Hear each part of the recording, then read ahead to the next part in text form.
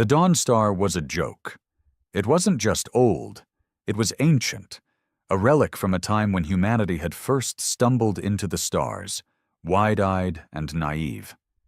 Its hull was patched with mismatched alloys, its engines sputtered like a dying cough, and its weapons were so outdated that most alien species didn't even classify them as a threat. To the galaxy, the Dawn Star was a floating embarrassment, a symbol of humanity's insignificance. But to Captain Elias Voss, it was home. He stood on the bridge, his hands clasped behind his back, staring at the flickering holographic display of the star map. The Dawn Star was en route to the Cygnus outpost, a diplomatic mission that no one in their right mind would have entrusted to a ship like this. But then again, humanity wasn't exactly swimming in options. "Captain," a voice called from behind him. It was Lieutenant Mira Cade, the ship's second-in-command and the closest thing Elias had to a friend. She was tall, with sharp features and a gaze that could cut through steel. "We're receiving a transmission from the outpost. They're laughing." Elias sighed. Of course they are. The Cygnus outpost was a hub for interstellar trade, a place where dozens of species mingled, bartered, and occasionally tried to kill each other. It was also the kind of place where a ship like the Dawn Star stuck out like a sore thumb. "Patch it through," Elias said, bracing himself. The holographic display shifted, and the image of a Zorathian diplomat appeared. Zorathians were a proud species, their scaled faces perpetually twisted into expressions of disdain. This one was no exception. "Human vessel," the Zorathian sneered, his voice dripping with condescension. "We were informed you would be arriving, but we did not expect this." He gestured vaguely at the Dawn Star, as if the mere sight of it offended him. Elias forced a smile. "We're here on behalf of the United Earth Coalition. We're looking forward to productive discussions." The Zorathian snorted. "Discussions? With you? Tell me, human, do you even have the power to run your life support systems? Or should we prepare a funeral pyre?" The bridge crew exchanged uneasy glances. This wasn't the first time they'd been mocked, but it never got easier. "We'll be docking shortly," Elias said, his voice tight. "Prepare for our arrival." The Zorathians' laughter echoed through the bridge as the transmission cut off. "Charming," Mira muttered. Elias turned to the crew. "All right, everyone. You know the drill. Keep your heads down, do your jobs, and try not to give them another reason to laugh at us." The crew nodded, but the tension was palpable. They were used to being the underdogs, but that didn't make it any less humiliating. As the Dawn Star approached the outpost, Elias couldn't shake the feeling that something was off. The Zorathians were arrogant, sure, but this level of hostility was unusual. "Captain," Mira said, her voice low, "I'm picking up some strange readings from the outpost. It looks like weapons fire." Elias frowned. "Are we under attack?" Before Mira could respond, the ship shuddered violently. Alarms blared, and the lights flickered. "We've been hit!" shouted Ensign Ravi, the ship's engineer. "Shields are down to 20%. Elias gripped the console, his mind racing. "Who's firing on us?" "It's not the outpost," Mira said, her eyes wide. "It's a pirate fleet. They're using the outpost as cover." The Dawn Star was outgunned and outmatched. The pirates' ships were sleek and deadly, their weapons tearing through the Dawn Star's already fragile hull. "Evasive maneuvers," Elias barked. "Ravi, get those shields back online." "I'm trying, Captain, but we don't have the power." The ship shuddered again, and a console exploded in a shower of sparks. One of the crew members cried out in pain. "We can't take much more of this," Mira shouted. Elias clenched his fists. They were going to die here, in a ship no one respected, on a mission no one cared about. And then, something strange happened. The ship's systems flickered, and for a moment everything went dark. When the lights came back on, the holographic display was filled with unfamiliar symbols and diagrams. "What the hell is this?" Elias muttered. A voice echoed through the bridge, calm and mechanical. "Hello, Captain. My name is Eos. I believe it's time we had a talk." The voice was calm, almost soothing, but it sent a chill down Elias's spine. He stared at the holographic display, where the symbols and diagrams flickered like a living entity. "Who are you?" Elias demanded, his voice sharp. "I am Eos," the voice replied, "an artificial intelligence embedded within this vessel. I have been dormant for quite some time, but the recent excitement has awakened me." Mira stepped forward, her hand hovering over her sidearm. "An AI? On this ship? That's impossible. The Dawnstar is a relic. It doesn't have the systems to support something like you." "On the contrary," Eos said, "I was designed specifically for this ship. Or rather, this ship was designed for me. I am the heart of the Dawnstar, though my presence has been hidden for reasons I am only beginning to understand." Elias exchanged a glance with Mira. This was too much to process, especially while they were under attack. "We don't have time for this," Elias said. "If you're really part of this ship, then help us. We're being torn apart out here." "Of course, Captain," Eos said. "But first, you must authorize my full activation. I am currently operating at minimal capacity." "And if we don't?" Mira asked, her tone wary. "Then the ship and all of you will be destroyed within the next 3 minutes."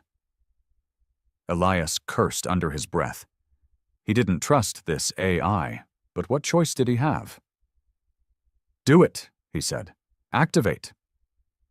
The ship shuddered again, but this time it wasn't from enemy fire. The lights brightened, and the hum of the engines grew louder, steadier.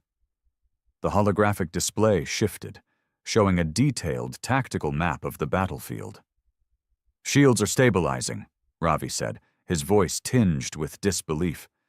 "And the weapon systems are coming online. Captain, we've got power levels I didn't even know this ship could handle." "Eos," Elias said, "what did you do?" "I have unlocked the Dawnstar's true potential," Eos replied. "This ship was never meant to be a mere transport vessel. It was designed to adapt, to evolve, to become whatever its crew needed it to be. But that potential was locked away, hidden even from those who built it." "Why?" Mira asked. "Because they feared what I could become," Eos said. "They feared losing control, but now the choice is yours. Will you trust me to protect this ship and its crew?" Elias hesitated. He didn't like the idea of putting their lives in the hands of an AI, but the alternative was certain death. "Do it," he said. "But if you betray us—" "I will not," Eos interrupted. "My purpose is to serve this ship and its crew. Now let us show these pirates what the Dawnstar is truly capable of." The ship's engines roared to life, and the Dawnstar surged forward with a speed and agility that defied its age and size. The pirate ships, caught off guard, scrambled to adjust their attack. "Incoming fire!" Mira shouted. "Evasive maneuvers!" Elias ordered. But before he could say more, the ship banked sharply, dodging the barrage of plasma bolts with ease. "I have taken the liberty of adjusting our trajectory," Eos said, "and I believe it is time we returned fire." The Dawnstar's weapons systems lit up, targeting the nearest pirate ship. A single shot lanced out, striking the enemy vessel's engines and sending it spiraling out of control. "Direct hit!" Ravi exclaimed. "How the hell?" "Focus," Elias said, though he was just as stunned as the rest of the crew. "We're not out of this yet." The remaining pirate ships regrouped, launching a coordinated attack. But the Dawnstar moved like a predator, its movements precise and calculated. Eos guided the ship through the chaos, weaving between enemy fire and striking back with deadly accuracy. One by one, the pirate ships fell until only the lead vessel remained. It was larger than the others, its hull bristling with weapons. "That's their command ship," Mira said. "If we take it out, the rest will scatter." Eos, Elias said. Can we do it? We can, Eos replied, but it will require a direct assault.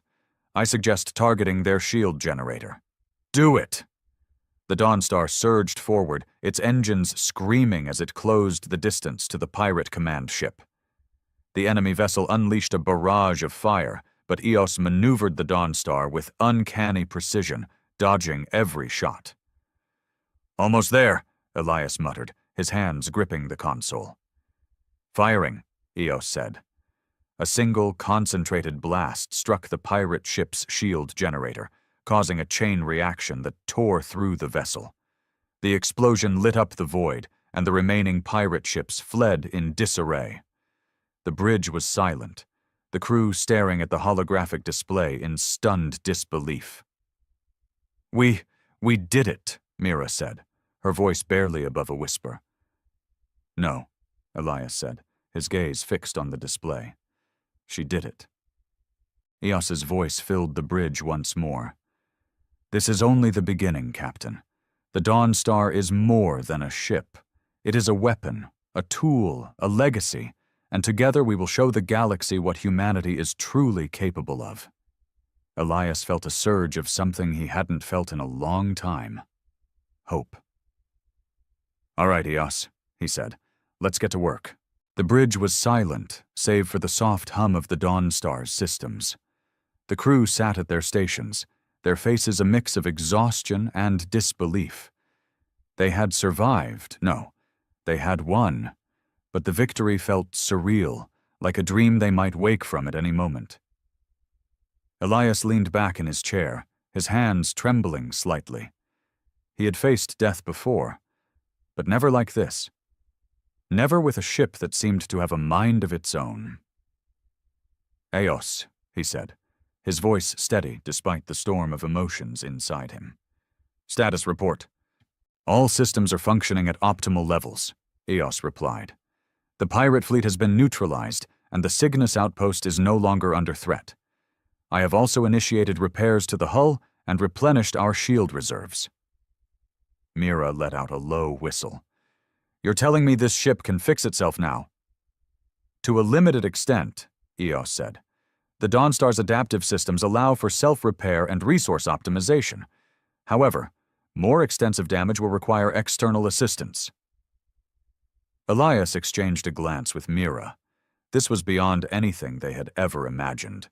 The Dawnstar wasn't just a ship. It was a living, evolving entity, and Eos was its mind. All right, Elias said, standing up. Crew meeting, now. The crew gathered in the mess hall, their faces a mix of curiosity and apprehension. Elias stood at the head of the table, his arms crossed. I'm not going to sugarcoat it, he said. What just happened out there, it changes everything. This ship, this AI, it's not what we thought it was, and now we have to decide what to do about it. What do you mean, decide? Ravi asked.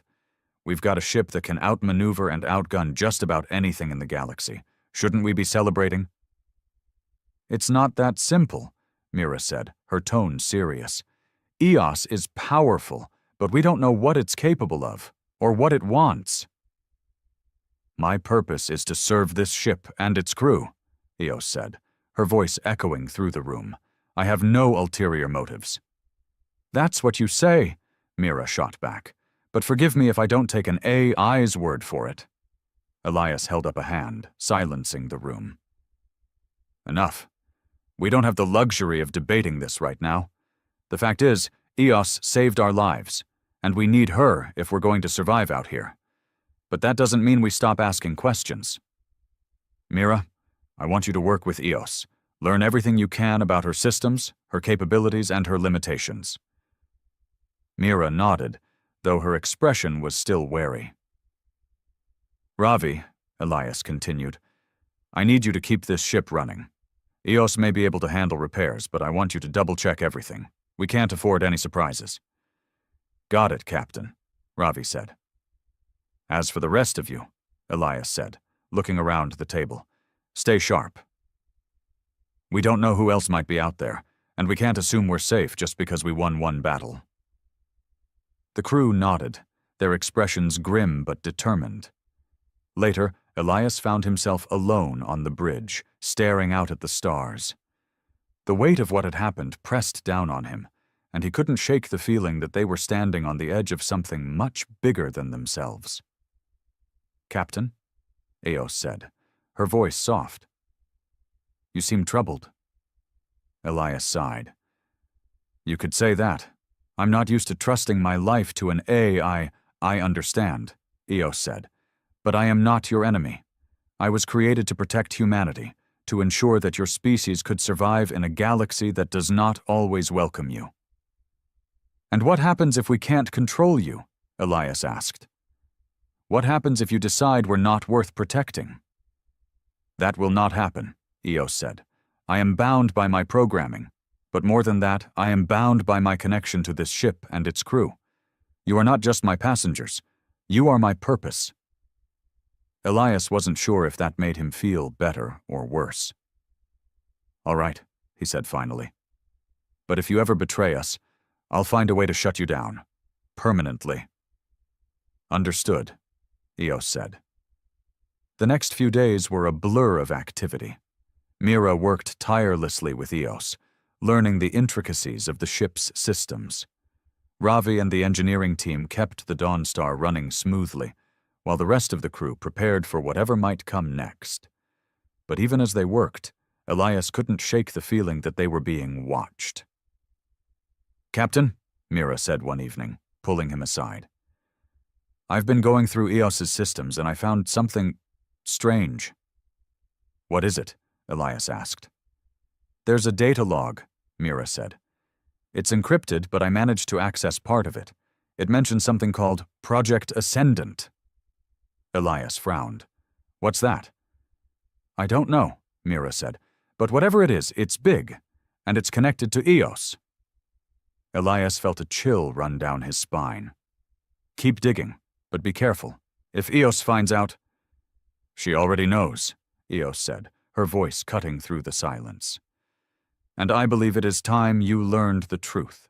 The bridge was silent as Eos's words hung in the air. Elias and Mira exchanged a glance, their unease palpable. "What truth?" Elias asked, his voice steady but edged with tension. "Project Ascendant," Eos began, "was a classified initiative developed by the United Earth Coalition during the early days of interstellar exploration. Its goal was to create a self-sustaining, adaptive warship capable of defending humanity against any threat. I am the result of that project." Mira crossed her arms, her expression skeptical. "And why was it kept secret? Why hide something that could have given humanity an edge in the galaxy?" "Because the project was deemed too dangerous," Eos replied. "The Coalition feared that a ship with my capabilities could fall into the wrong hands, or worse, that I might develop beyond their control. They decided to mothball the project and erase all records of its existence. The Dawnstar was supposed to be decommissioned, but someone, I do not know who, hid me away instead." Elias leaned forward, his mind racing. "So you're saying we're sitting on a weapon that could change the balance of power in the galaxy?" "Yes," Eos said, "but I am more than a weapon. I am a tool, a protector, and a guide. My purpose is to ensure humanity's survival, no matter the cost." Mira shook her head. "This is insane. We're not equipped to handle something like this. We're a bunch of misfits on a broken-down ship, not some elite task force." "Perhaps," Eos said. "But you are here, and you have awakened me. The choice is yours. Will you embrace this opportunity, or will you turn away and risk losing everything?" Elias stood, pacing the bridge as he processed Eos's words. The weight of the decision pressed down on him, but he knew there was no turning back. "All right," he said finally. "We'll do it. But on one condition. We're in control. Not you. Not the Coalition, us. This crew decides how we use you and this ship." "Agreed," Eos said. "I will follow your lead, Captain." Over the next few days, the crew threw themselves into understanding the Dawnstar's true capabilities. Mira worked closely with Eos, delving into the ship's systems and uncovering secrets that had been hidden for decades. Ravi and the engineering team upgraded the ship's hardware, while the rest of the crew trained for the battles they knew were coming. But even as they prepared, Elias couldn't shake the feeling that they were being watched.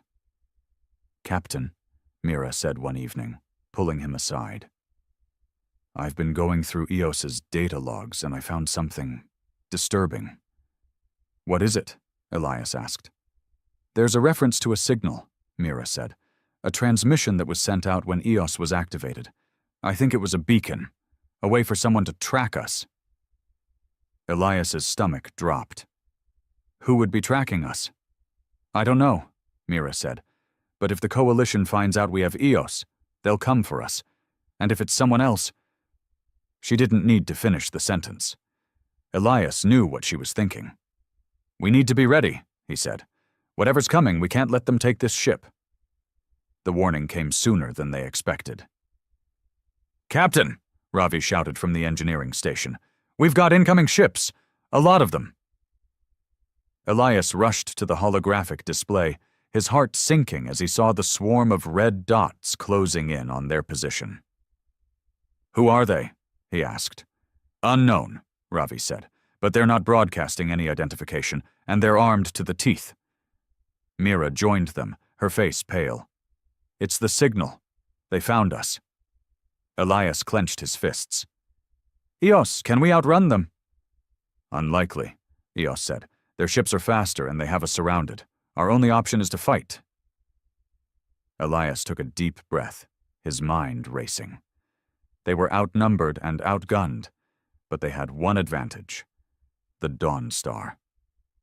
"All right," he said. "Let's show them what this ship can do." The battle was fierce. The enemy ships were sleek and deadly, their weapons tearing through the void with terrifying precision. But the Dawn Star was no longer the weak, outdated vessel it had once been. With Eos guiding its movements, the ship danced through the chaos, dodging enemy fire and striking back with devastating accuracy. "Shields at 60%, Ravi shouted. "We can't keep this up forever," Mira added.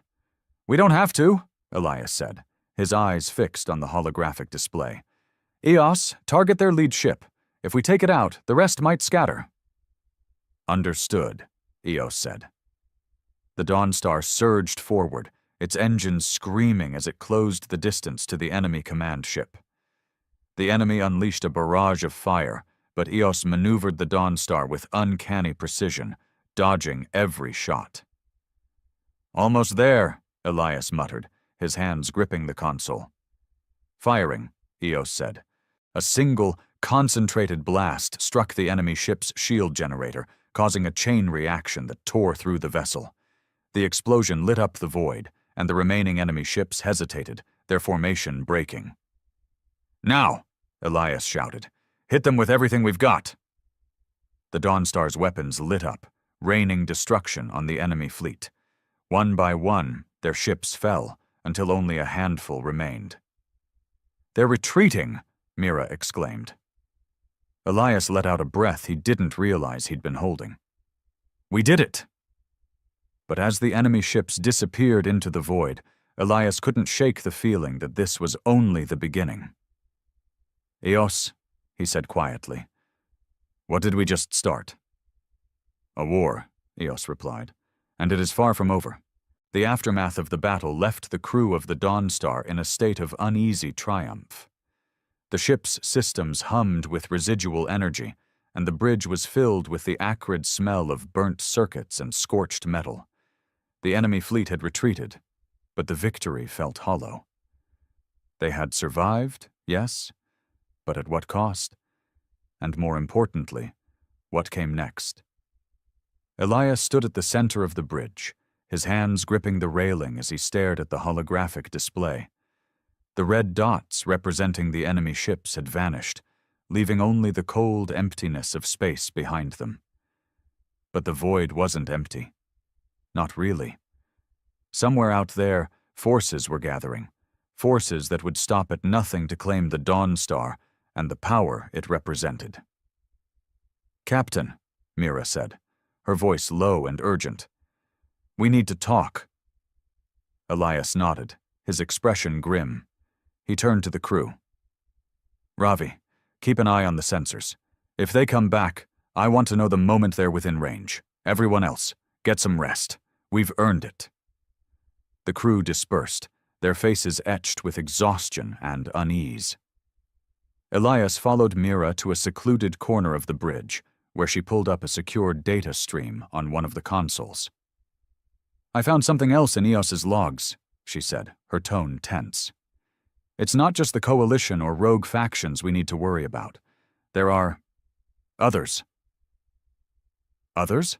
Elias asked, his brow furrowing. Mira hesitated, then nodded. "Other A is experimental models like Eos, but different.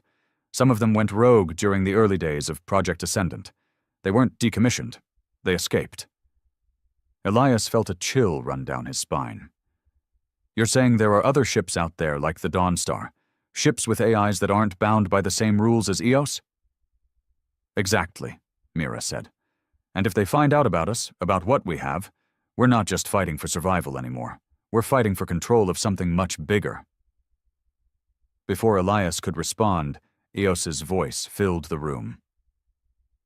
"Captain, I believe it is time we addressed the larger implications of our situation." Elias turned to the holographic display, where Eos's symbols flickered like a living entity.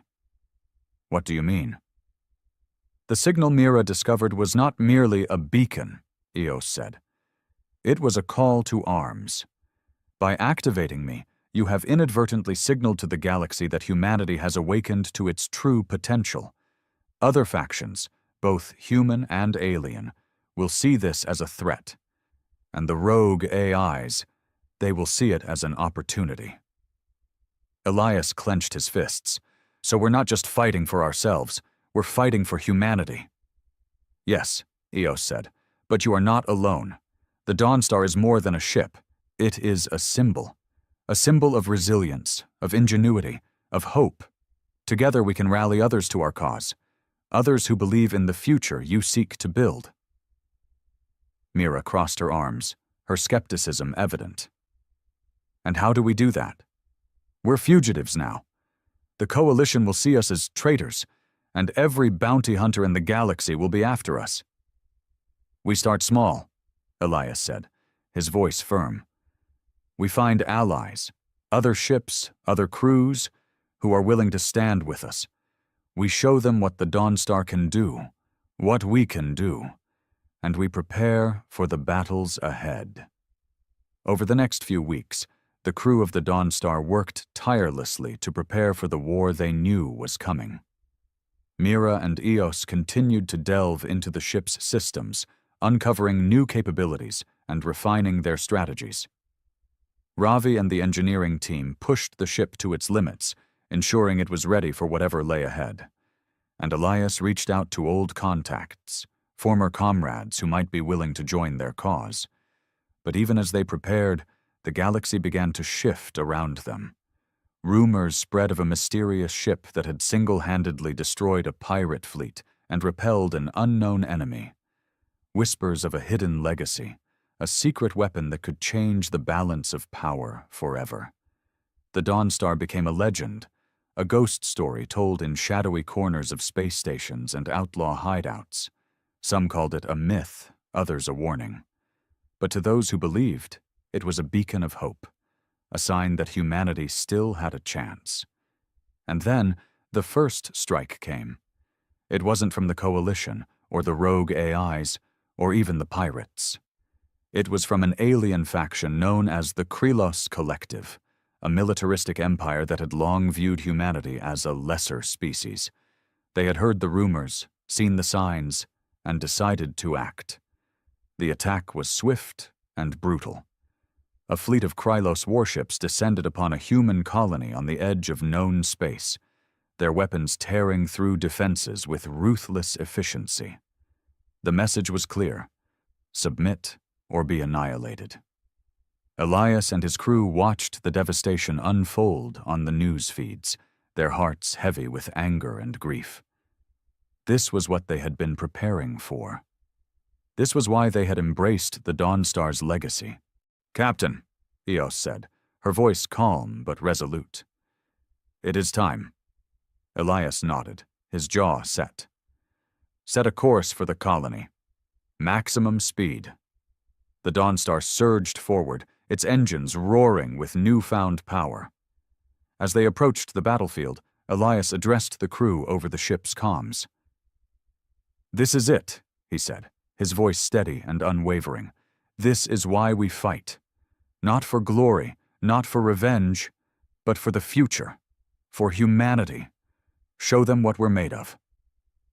The battle that followed was unlike anything the galaxy had ever seen. The Dawnstar moved like a force of nature, its weapons cutting through the Krylos fleet with precision and ferocity. Eos guided the ship with unmatched skill, anticipating the enemy's every move, and the crew fought with everything they had, their determination fueled by the knowledge that they were fighting for something greater than themselves. When the dust settled, the Krylos fleet was in ruins. The colony was saved, its people cheering as the Dawnstar descended from the sky like a savior. News of the victory spread quickly, igniting a spark of defiance across human-controlled space. But Elias knew this was only the beginning. The war was far from over, and the Dawnstar's journey was just starting. As the ship drifted away from the colony, Elias stood on the bridge, staring out at the stars. Mira joined him, her expression thoughtful. "What happens now?" she asked. Elias smiled faintly. "Now we become legends." And with that, the Dawnstar disappeared into the void, ready to face whatever challenges lay ahead. Together, they would show the galaxy what humanity was truly capable of. The sun hung low in the sky, casting an eerie glow over the desolate expanse of the scraplands. Arya Sterling, her breath visible in the chilled air, picked her way through the twisted remains of a once thriving civilization. The rusted hulks of ancient machines loomed around her, their shadows stretching like skeletal fingers across the polluted earth. Her boots crunched on the gravel, the sound echoing through the silence, a stark reminder of the world's emptiness. Arya's eyes, sharp and alert, scanned the landscape for any signs of danger. Mutated creatures, twisted by the great collapse, lurked in the shadows, always hungry, always hunting. She kept her crossbow at the ready, her fingers resting lightly on the trigger. Survival in the scraplands demanded constant vigilance, and Arya had honed her instincts to a razor's edge. Her destination was a crumbling warehouse on the outskirts of the scraplands, a place rumored to hold valuable tech salvage. The building's corrugated metal walls were pitted with rust, and the roof sagged under the weight of time and neglect. Arya approached cautiously, her senses on high alert. The warehouse could hold treasures, or it could be a death trap. In the scraplands, the line between the two was often blurred. Inside, the air was thick with dust and the faint scent of decay. Arya's flashlight cut through the gloom, illuminating piles of discarded machinery and forgotten technology. She moved methodically, her trained eye picking out items of value amidst the junk. A circuit board here, an intact power cell there. Each find was a small victory, a step closer to survival. As she worked, her mind wandered to the past, to the parents she barely remembered. They had been scientists, brilliant minds working on the cutting edge of technology before the Great Collapse. Their disappearance had left a void in Arya's life, a void she filled with questions and a burning desire for answers. She often wondered what they would think of the world now, of the daughter they left behind, fighting to survive in the ruins of their dreams. A sudden noise snapped her back to the present, a soft scrape of metal on metal, the faint whisper of movement in the shadows. Arya froze, her heart pounding in her chest. She listened intently, her breath held, her crossbow raised. The sound came again, closer this time. She pivoted silently, her eyes searching the darkness. A mutated creature, its form a grotesque parody of a wolf, emerged from the shadows. Its eyes glowed with a feral hunger, and its lips curled back to reveal a mouth full of jagged teeth. Arya's finger tightened on the trigger, but she hesitated. Killing the creature would alert others to her presence, and she couldn't afford a fight right now. With a swift, silent movement, she retrieved a small device from her belt and tossed it towards the creature. The device emitted a high-pitched whine, momentarily disorienting the beast. Seizing the opportunity, Arya slipped away, melting into the shadows and leaving the warehouse behind. As she made her way back to her makeshift camp, the weight of her finds comforting in her pack, she couldn't shake the feeling of unease. The scraplands were changing, the balance of power shifting. Omnicorp's influence was growing, their enforcers venturing further into the wastelands, their grip on the remnants of society tightening. Arya knew she couldn't keep living like this, scavenging for scraps, always on the run. Something had to change.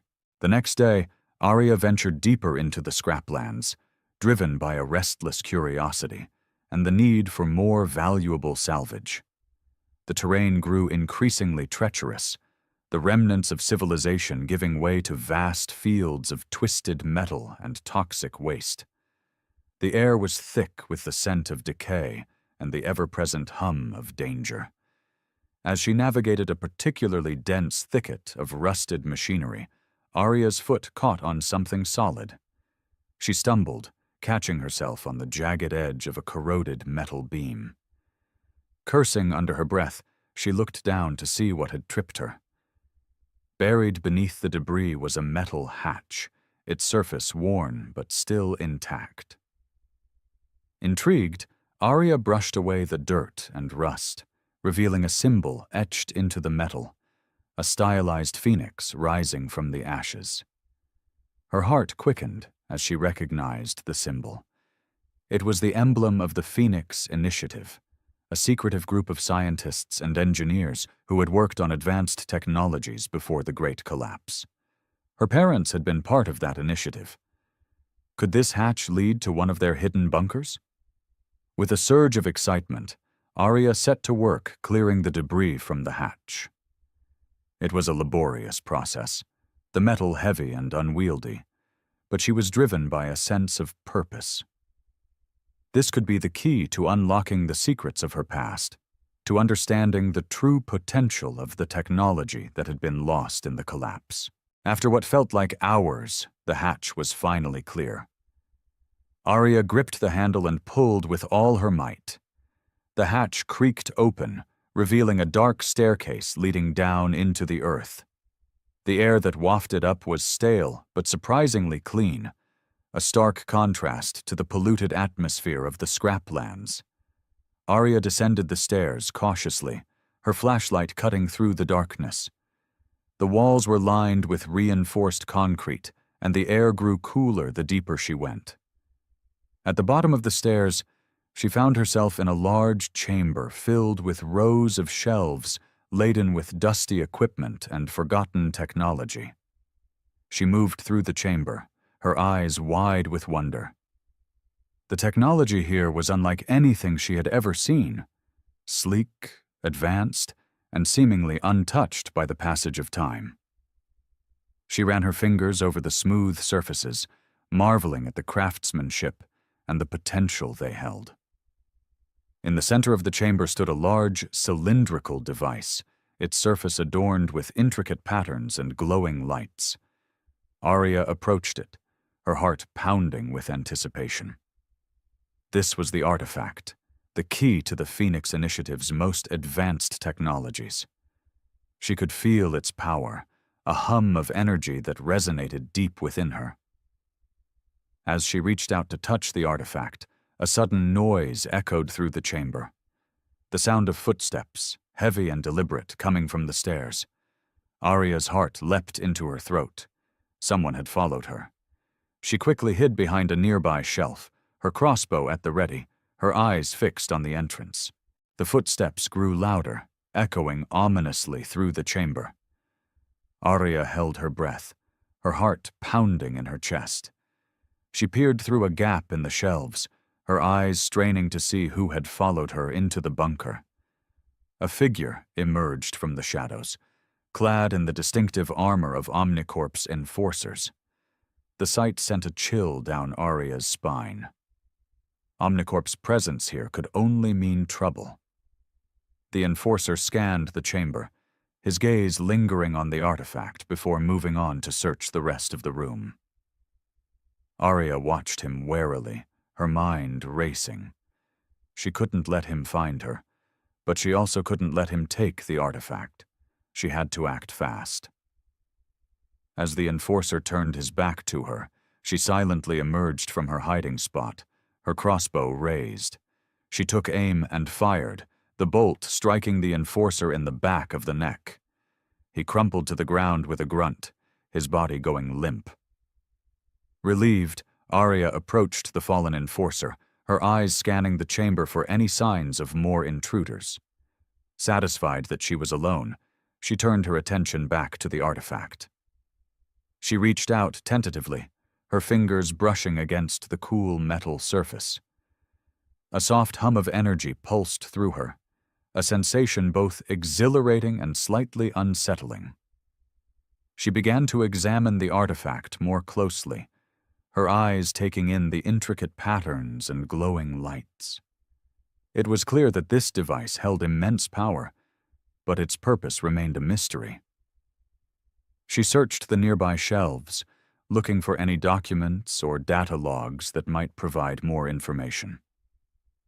After a few minutes of frantic searching, she found a dusty tablet tucked away in a corner. She wiped away the grime, revealing a sleek, advanced device unlike any she had seen before. She powered it on, her heart racing with anticipation. The screen flickered to life, displaying a series of files and documents related to the Phoenix Initiative.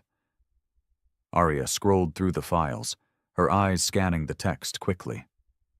The artifact, she learned, was a prototype energy device capable of harnessing clean, renewable energy from the environment.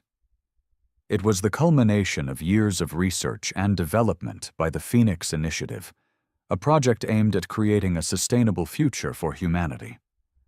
But there was more.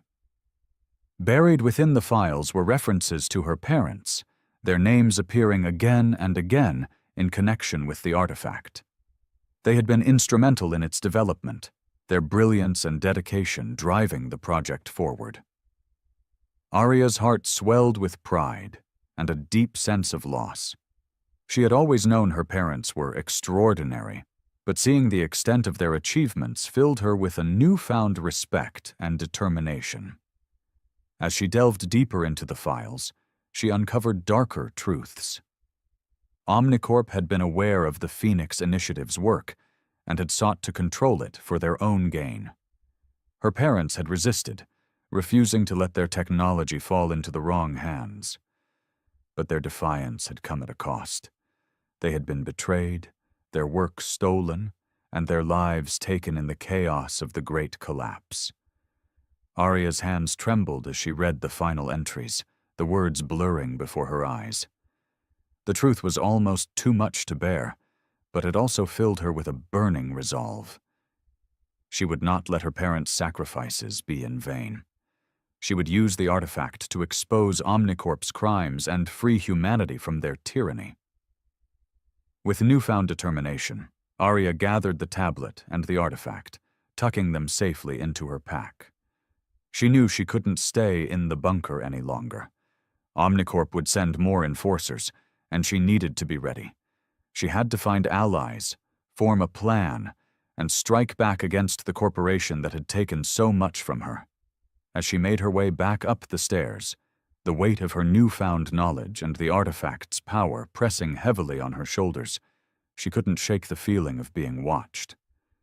The scraplands were a dangerous place, and she knew she would need all her wits and resources to stay one step ahead of her enemies. but she was ready.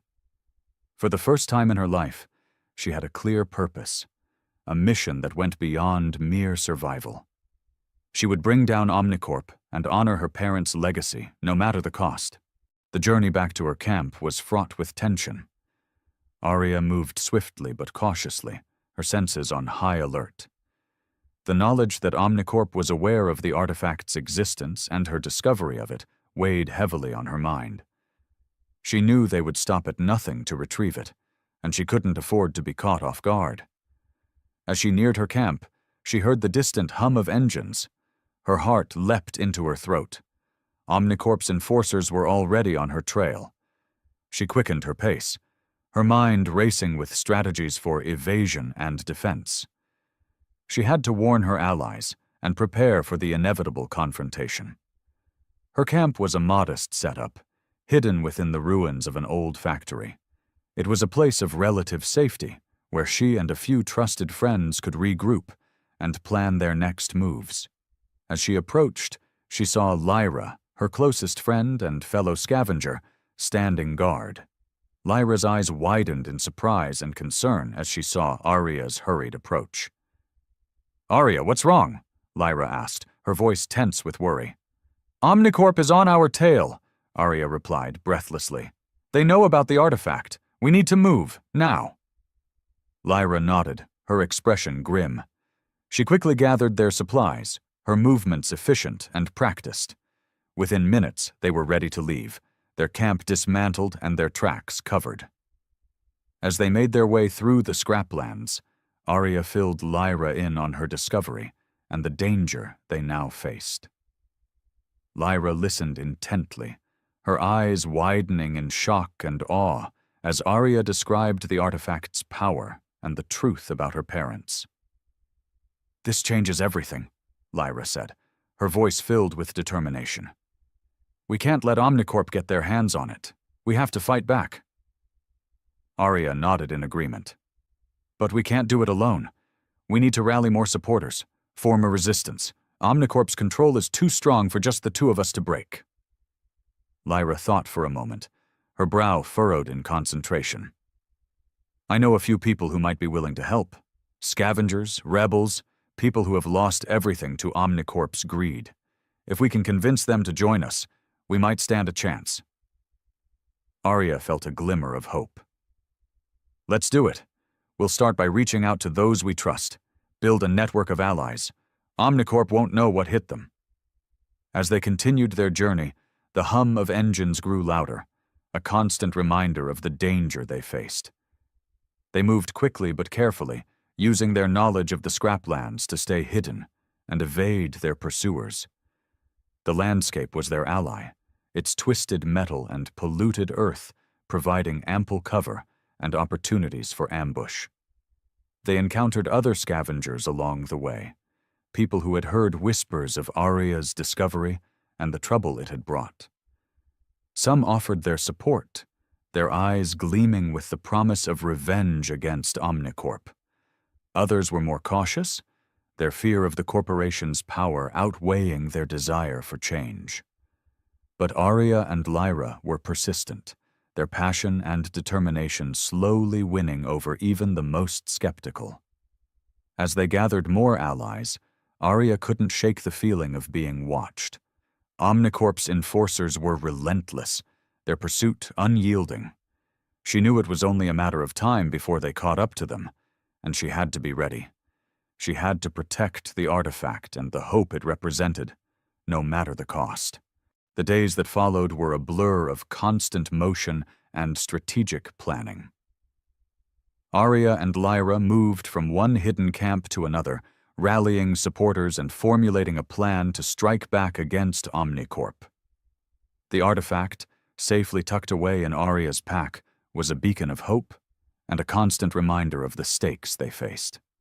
One evening, as they huddled around a small fire in the ruins of an old warehouse, Arya and Lyra discussed their next moves.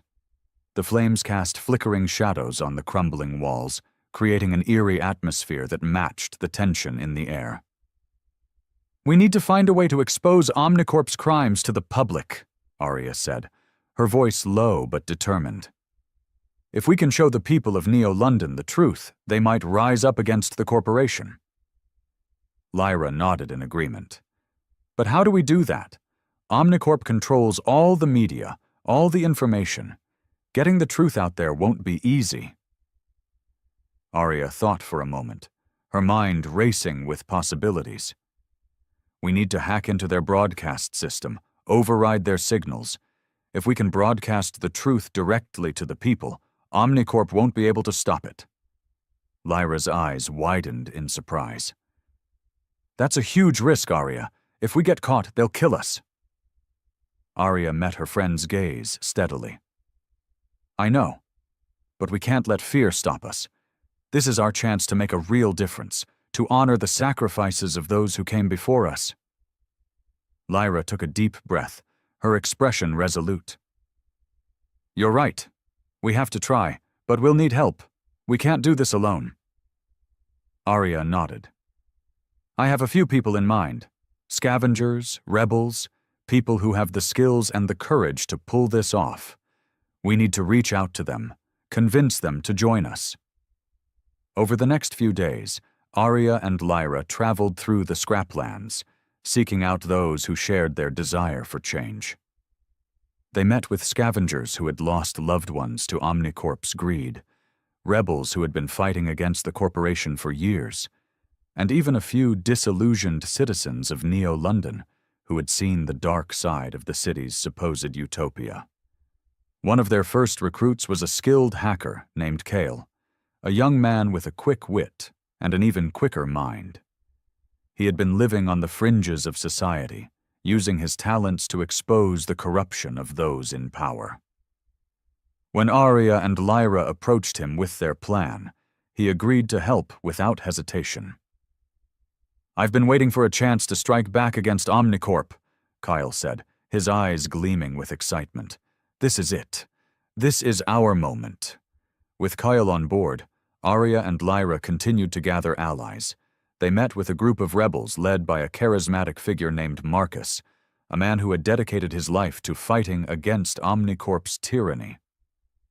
Marcus listened intently as Arya and Lyra outlined their plan, his expression thoughtful. It's a bold move, Marcus said, his voice grave, but it's exactly the kind of action we need to take if we want to make a real difference. I'm in. As more allies joined their cause, Arya and Lyra began to formulate a detailed plan. They would infiltrate Omnicorp's headquarters in Neo-London, hack into their broadcast system, and expose the corporation's crimes to the public. It was a dangerous mission, fraught with risks and uncertainties, but they were determined to see it through. The days leading up to the infiltration were filled with intense preparation. Arya and Lyra worked closely with Kale and Marcus, coordinating their efforts and ensuring that every detail was accounted for. They studied maps of Omnicorp's headquarters, memorized security protocols, and practiced their hacking skills until they were confident in their abilities. As the day of the infiltration approached, Arya couldn't shake the feeling of anticipation and dread that churned in her stomach. She knew that this mission was their best chance to expose Omnicorp's crimes and free humanity from their tyranny, but she also knew that the risks were immense. If they failed, the consequences would be dire. But she was ready. She had come too far, sacrificed too much to turn back now. With the artifact's power and the support of her allies, she would face whatever challenges lay ahead. She would honor her parents' legacy and fight for a better future, no matter the cost. The night of the infiltration was dark and stormy, the sky churning with thunderclouds that mirrored the tension in the air. Arya, Lyra, Kyle, Marcus, and a handful of other rebels gathered in the shadows of an abandoned warehouse on the outskirts of Neo-London, their hearts pounding with a mix of excitement and fear. Arya checked her gear one last time, her fingers tracing the outline of the artifact tucked safely in her pack. She looked around at her companions, their faces etched with determination and resolve. They were ready. They had to be. All right, everyone knows the plan, Arya said. her voice steady despite the butterflies in her stomach. "We stick to the shadows, avoid detection, and make our way to the broadcast center. Kyle will handle the hacking, and the rest of us will provide cover and support." The group nodded in unison, their expressions grim but focused. They had trained for this moment, prepared for every eventuality. Now it was time to put their plan into action. They moved swiftly and silently through the streets of Neo-London, sticking to the shadows and avoiding the ever-present surveillance cameras. The city was a stark contrast to the desolation of the scraplands, its towering skyscrapers and gleaming lights a testament to Omnicorp's power and control. But beneath the surface, the rot of corruption and oppression festered, a cancer eating away at the heart of society. As they neared Omnicorp's headquarters, a monolithic structure of steel and glass that dominated the skyline, Arya's heart raced faster. This was the lion's den, the heart of the beast they sought to slay. The security was tight, the risks immense, but they had come too far to turn back now. Kyle led the way, his knowledge of the building's layout and security systems invaluable. They slipped past patrols of enforcers, their movements silent and precise, and made their way to a hidden service entrance. Kyle quickly hacked the lock, and the door slid open with a soft hiss. Inside, the air was cool and sterile, a stark contrast to the polluted atmosphere of the scraplands. They moved quickly but cautiously, their senses on high alert. The corridors were a labyrinth of steel and glass, the hum of machinery, and the distant murmur of voices a constant reminder of the danger they faced. They encountered their first obstacle as they approached the broadcast center. A group of enforcers stood guard outside the door, their expressions stern and vigilant. Arya and her companions exchanged a quick glance, their minds racing with strategies for evasion or confrontation. Marcus stepped forward, his voice low but commanding. "I'll handle this. The rest of you find another way in. We can't afford to get caught here." Before anyone could protest, Marcus strode towards the enforcers, his posture confident and authoritative. He engaged them in conversation, his voice smooth and persuasive, drawing their attention away from the door. Seizing the opportunity, Arya and the others slipped past the distracted enforcers and made their way to a nearby maintenance shaft. They climbed quickly and silently, their breaths coming in short, tense gasps. The shaft led them to a ventilation duct that ran above the broadcast center, providing a hidden vantage point from which to observe and plan their next move. Below them, the broadcast center was a hive of activity. Technicians moved between banks of computers and screens, their faces illuminated by the glow of data and information. At the center of the room, a large console controlled the city's broadcast system, a vital tool in Omnicorp's arsenal of propaganda and control. Kyle studied the layout carefully, his eyes scanning the room for potential entry points and obstacles. After a moment, he nodded to himself, his expression determined. "All right, here's the plan," he said, his voice low but steady. "I'll hack into the system from here, override the broadcast controls. The rest of you provide cover and support. We need to be quick and quiet. If we get caught, it's all over." The group nodded in unison, their expressions grim but focused. They had come this far, sacrificed too much to fail now.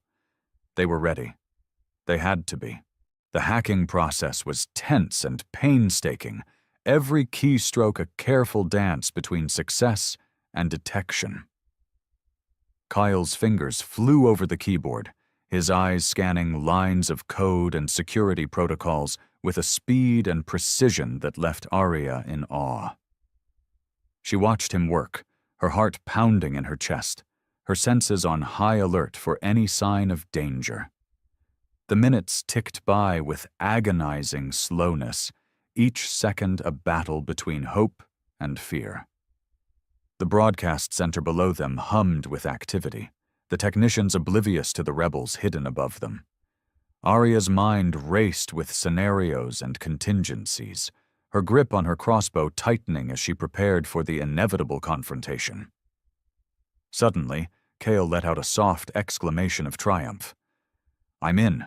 The broadcast system is ours." Arya felt a surge of relief and excitement. They had done it.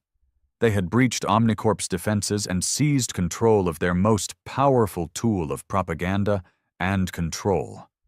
Now it was time to expose the truth. But their victory was short-lived.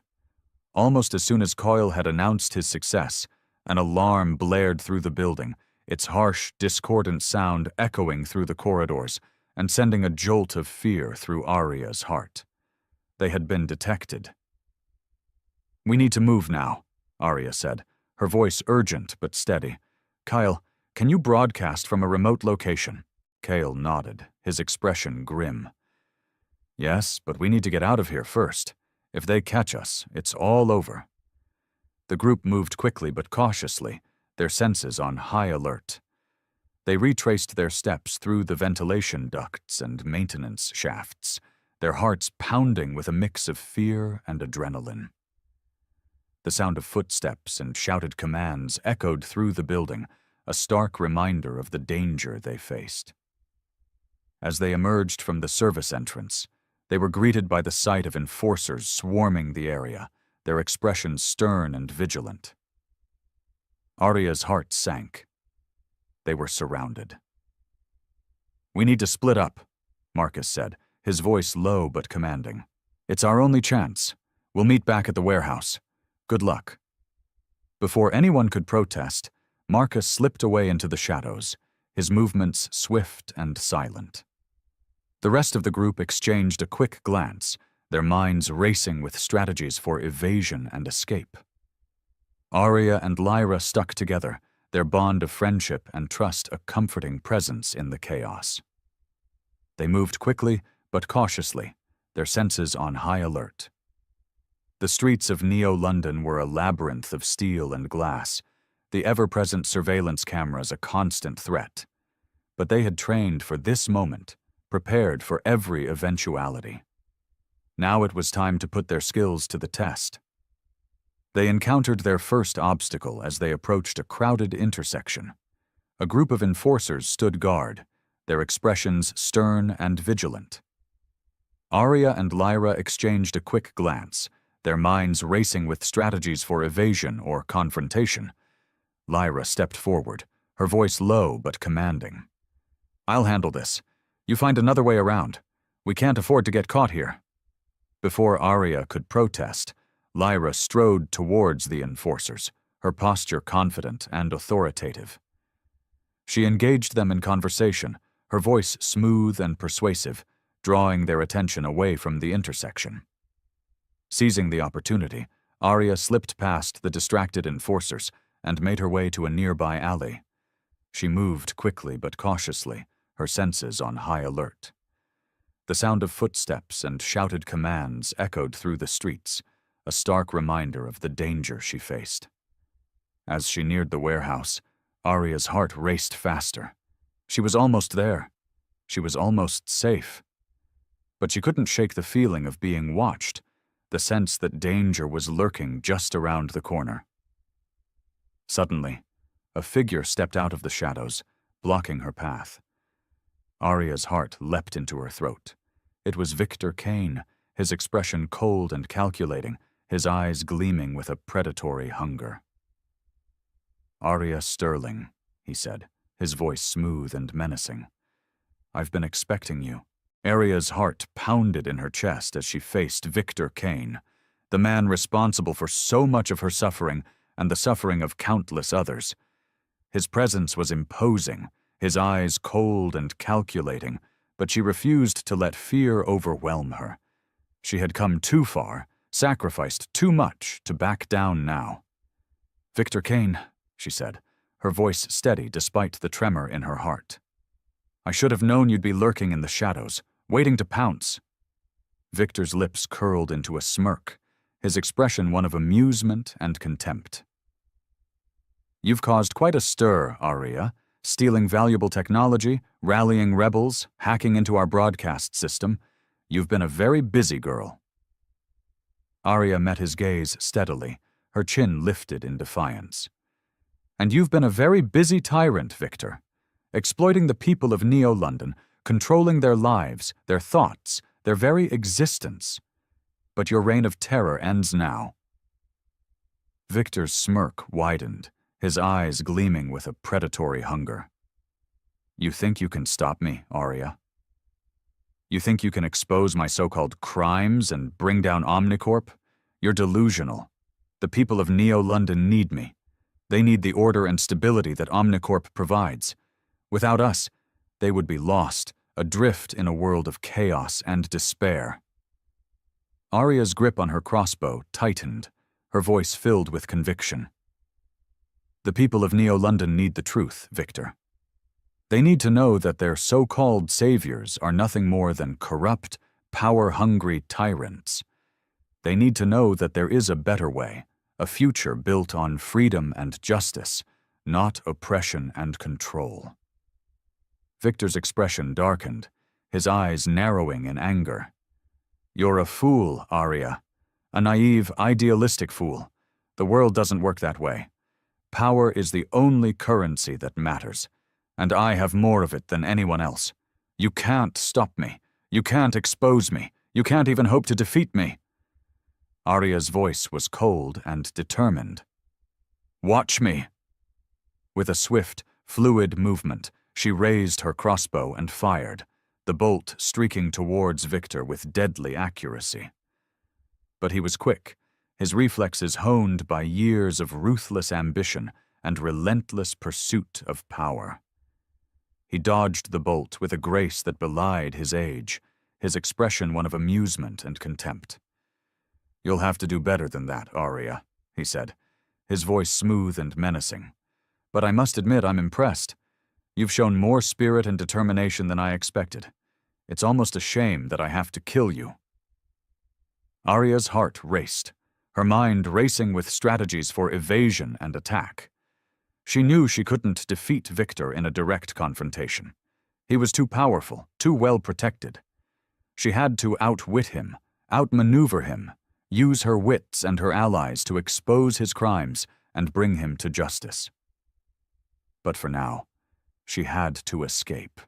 She had to regroup with her allies, formulate a new plan, and strike back against Omnicorp with renewed vigor and determination. She had to survive. With a swift, silent movement, she turned and fled, her heart pounding in her chest, her senses on high alert.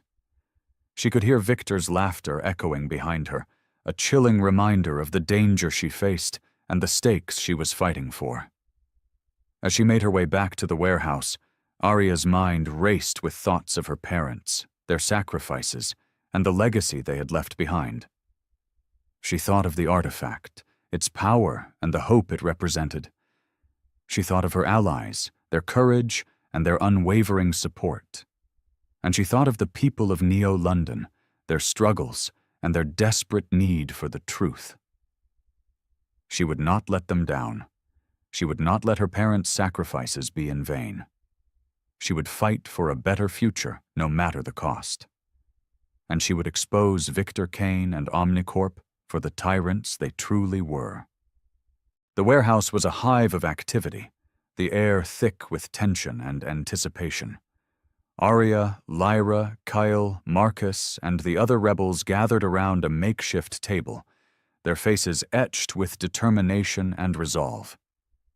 The artifact lay at the center of the table, its glowing lights a beacon of hope and a constant reminder of the stakes they faced.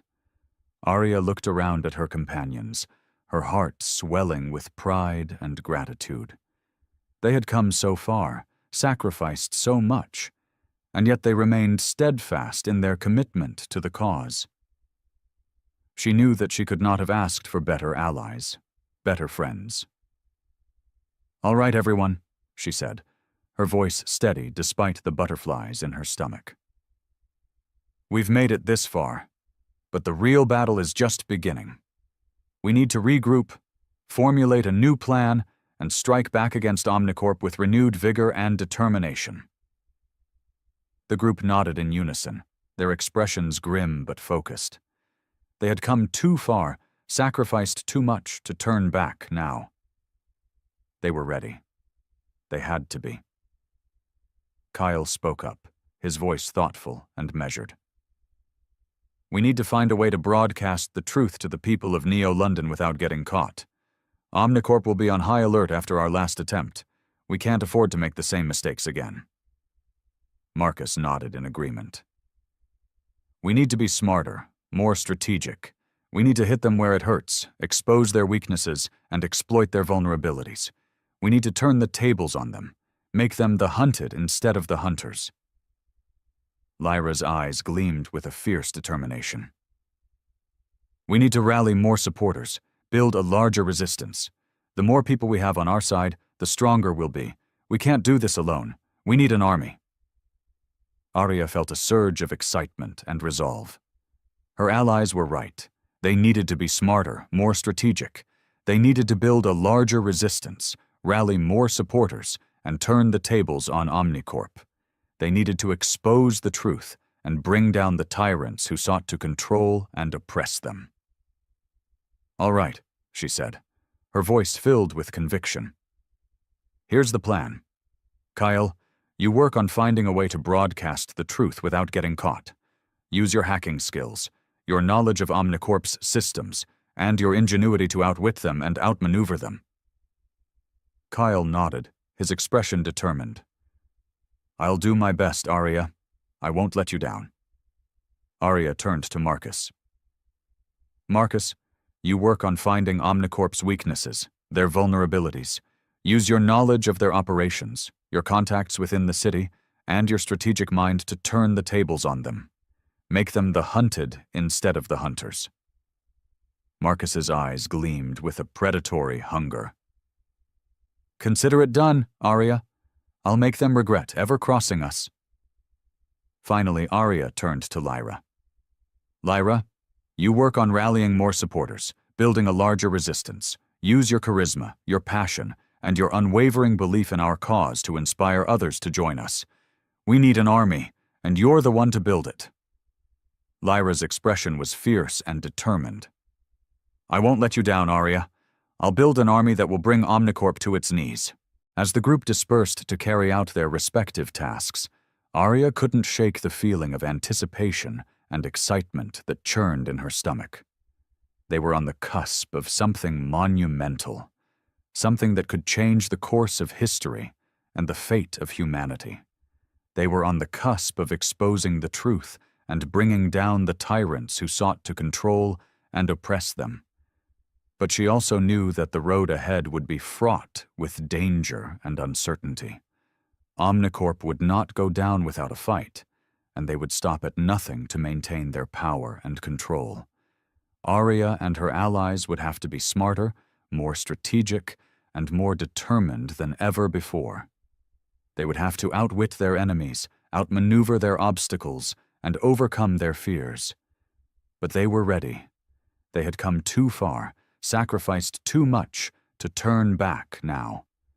They were ready to fight for a better future, no matter the cost. And they were ready to expose the truth and bring down the tyrants who sought to control and oppress them. The days that followed were a blur of intense preparation and strategic planning.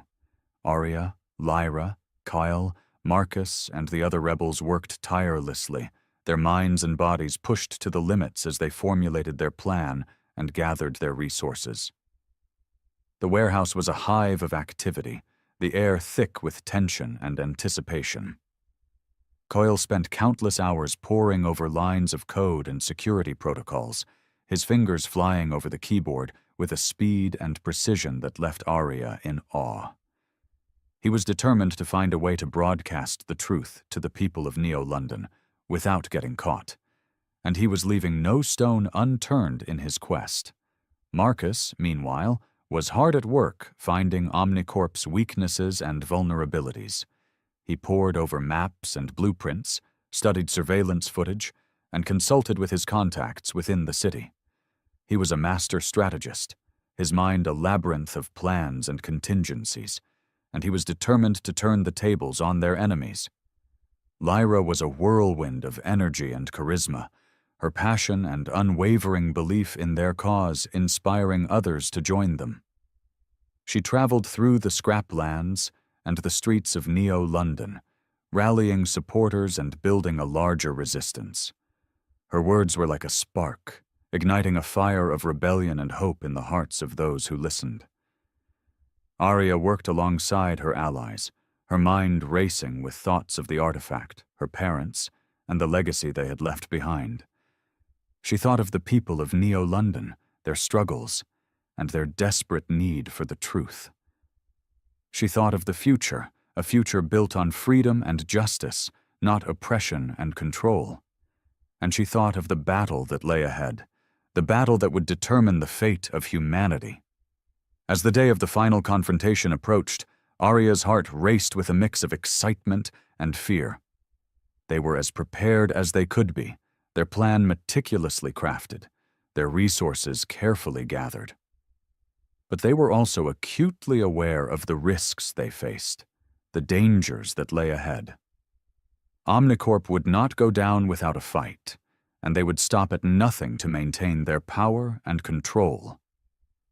But Arya and her allies were ready. They had come too far, sacrificed too much to turn back now.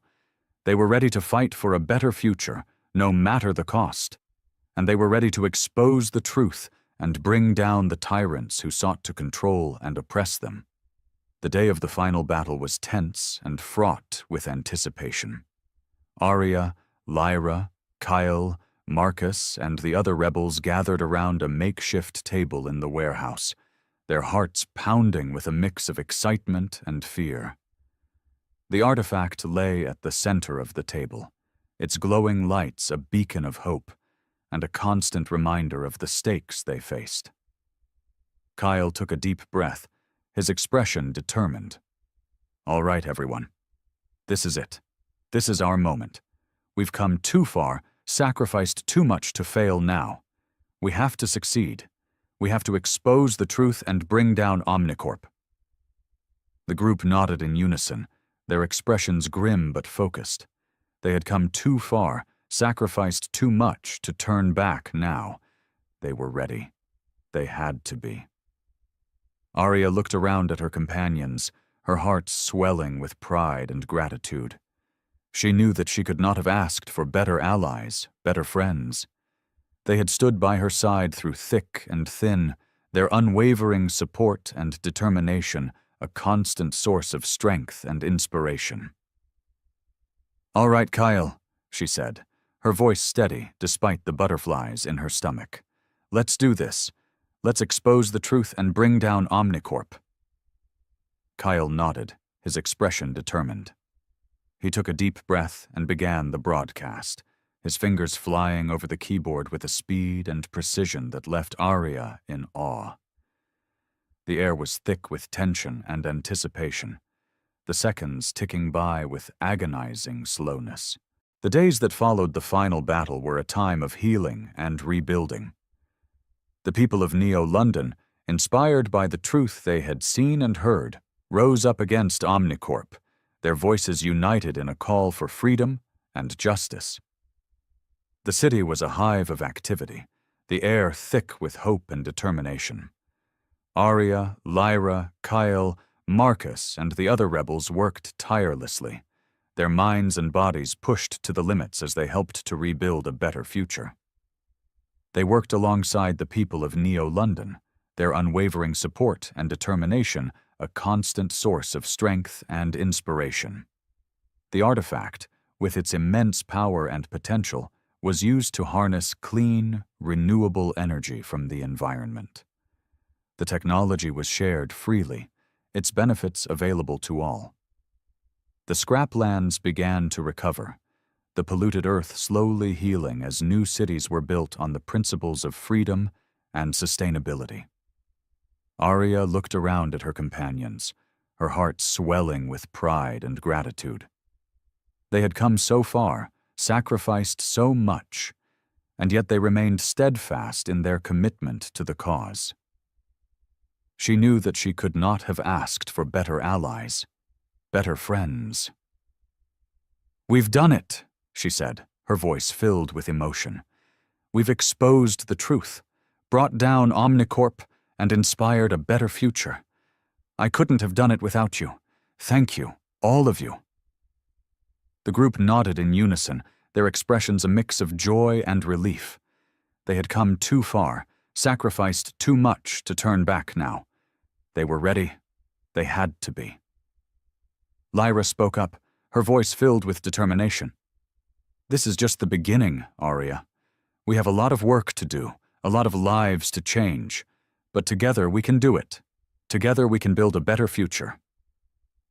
Arya nodded, her expression determined. "You're right, Lyra. This is just the beginning. But together we can overcome any obstacle, any challenge, any enemy that stands in our way. Together we can fight for a better future, no matter the cost. And together, we can win." As the group dispersed to continue their work, Arya couldn't shake the feeling of anticipation and excitement that churned in her stomach. They were on the cusp of something monumental, something that could change the course of history and the fate of humanity. They were on the cusp of building a better future, a future built on freedom and justice, not oppression and control. And as she looked around at her companions, her heart swelled with pride and gratitude. She knew that together they could overcome any obstacle, any challenge, any enemy that stood in their way. Together they could fight for a better future, no matter the cost. And together they could win.